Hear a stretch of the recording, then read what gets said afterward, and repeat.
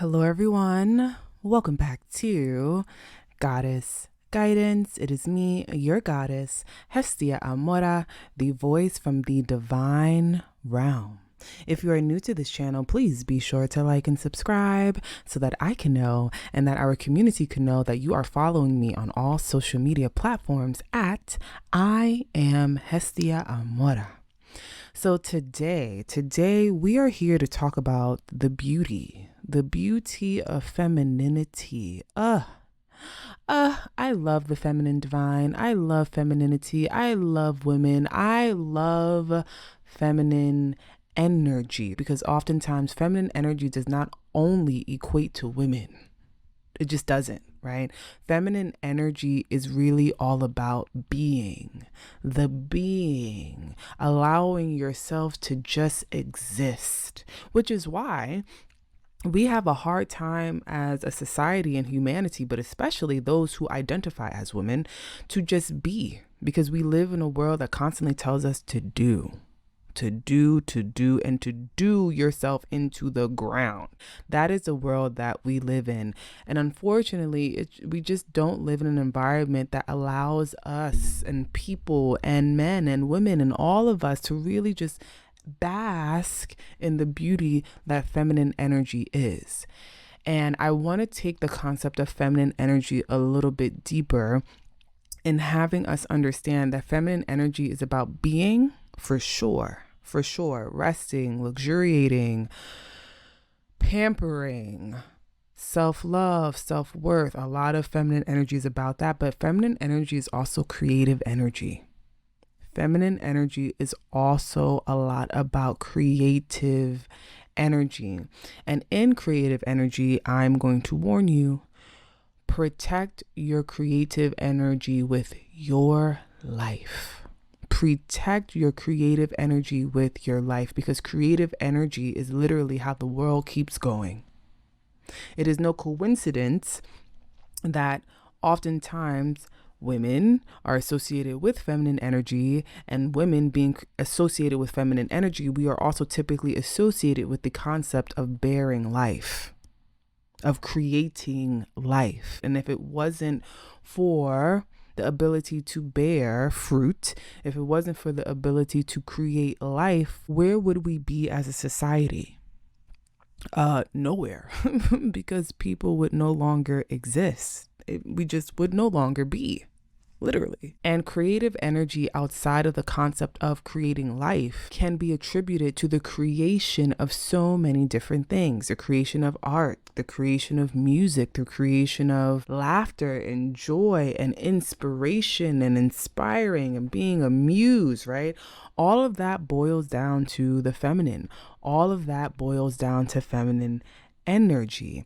All of that boils down to the power that creative energy holds within this world, within this universe, within every single dimension and every single frequency. It is the reason why we get up every day, or it should be the reason why we get up every day. And oftentimes, if you are struggling to find purpose and to get up every day, it may be because you are not tapped into your feminine energy. You are not tapped into your creative frequency.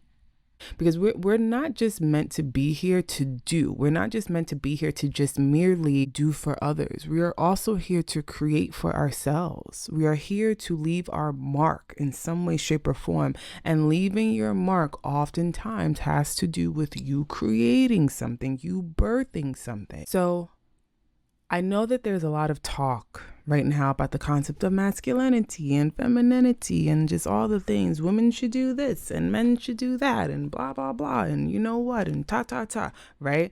And, some of those people are very much so speaking from a place of expertise and speaking from a reputable perspective. And there are other people who are just talking out of their behind, And if I can add anything to the reputable, the credible side of the femininity conversation, is that A lot of the times, femininity, true femininity, authentic femininity, no matter if you are a man or a woman, if you identify as a man or woman and or non-binary, understand that your feminine energy has everything to do with you being able to create from an authentic source. And that's the other thing.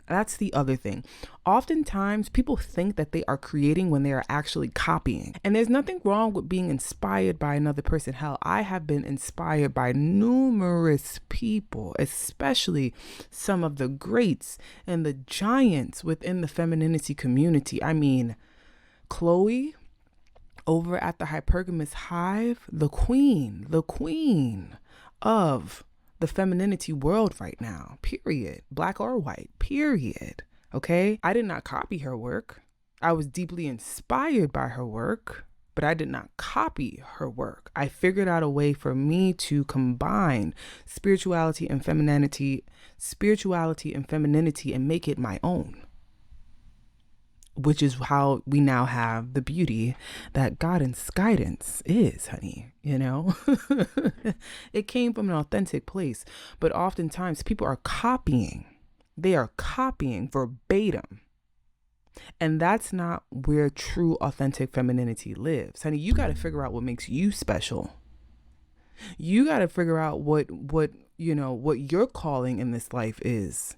You have to figure out what your purpose is. You have to figure out how you're going to put your authentic spin on it, your authentic personality. Stop trying to be like other people and be like, X, Y, and Z. No, you were never here to be somebody else. We are all here to be who we authentically are. And honestly, people would love each and every one of us probably more wholly if we were more authentic. And if there is someone who doesn't love you more because you are more authentic to being who you are, get rid of them. Get rid of them. And also, that is probably letting you know that if they don't like you because of who you are, then that really means that they don't like themselves. And why would you want to be surrounded by people who do not like themselves? Because femininity is also all about acceptance of self, vulnerability with oneself, and vulnerability with others. So it all makes sense, right? When you break it down and you really assess it and you really look further into everything, it all makes sense. And in it all making sense, I will leave you with this. Allow for your feminine creative energy to bloom and blossom, even as we go into colder months. Even as we go into these colder months, because we are preparing ourselves and our ideas and our plans for when it is time to eventually plant that seed. And when you plant that seed, a beautiful harvest will come from it. So this is a great time to plan. This is a great time to cultivate. This is a great time to create. This is a great time to be in a hibernative, creative, resting space. Just allow things to swirl in your mind and to figure out, hey, what would I like to do with this? What might I like to do with this idea or this vision or this whatever, but do it authentically. And once you figure it out, protect it with your life, because the feminine deserves to be protected like no other. Until next time, everyone. Bye-bye.